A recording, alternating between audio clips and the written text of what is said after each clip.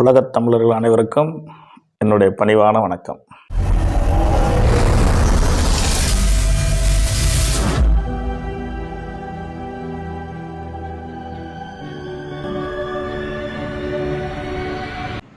உலகத் தமிழர்கள் அனைவருக்கும் என்னுடைய பணிவான வணக்கத்தினை தெரிவித்துக் கொள்கின்றேன்.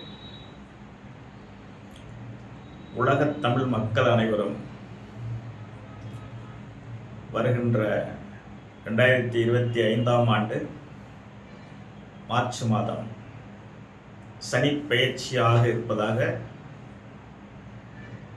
விளம்பரம் நடந்து கொண்டிருக்கிறது. உண்மை அதுவாக இல்லை.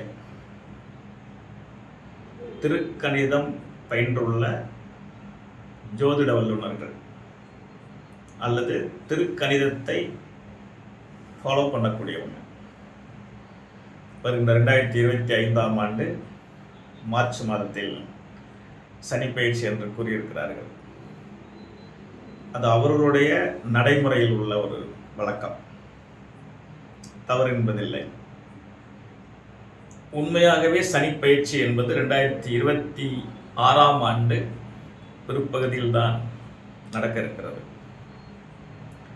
அதனால் வருகின்ற சனி பயிற்சி மார்ச் மாதம் வந்துவிடும் என்று எல்லா மக்களும் நம்பிக்கொண்டிருக்கிறீர்கள்.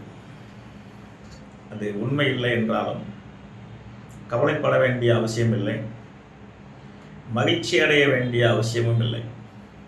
ஏனென்றால் உலகம் தோன்றிய காலம் முதல் திருநள்ளாறில் சனி பெயர்ச்சி என்று நடைபெறுகிறதோ அதுவே சனி பயிற்சி ஆகும் நாளாகும். அது 2026ஆம் ஆண்டு மத்திய காலத்தில் வரும். 2026ஆம் ஆண்டு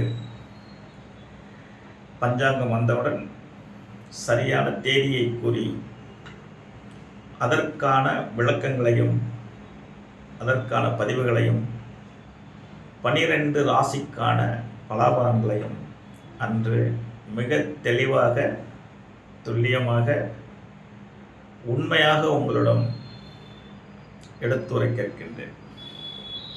ஆகவே வருகின்ற 2025ஆம் ஆண்டு நடைபெற இருக்கின்ற சனி பயிற்சியாக சொல்லப்படும் நாட்களை எண்ணி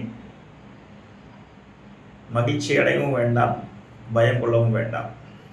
ஏனென்றால் ஜோதிட வல்லுநர்கள் 12 ராசி நேயர்களுக்கும் எந்தெந்த ராசி நேயர்கள் பரிகாரம் செய்து கொள்ள வேண்டும், எந்தெந்த ராசி நேயர்களுக்கு சிறப்பான பலனாக இருக்கும், எந்தெந்த ராசிக்கு மத்தியமமாக பலன் இருக்கும், எந்தெந்த ராசிகள் பயம் கொள்ள வேண்டும் அப்படின்னு சொல்லியிருப்பாங்க.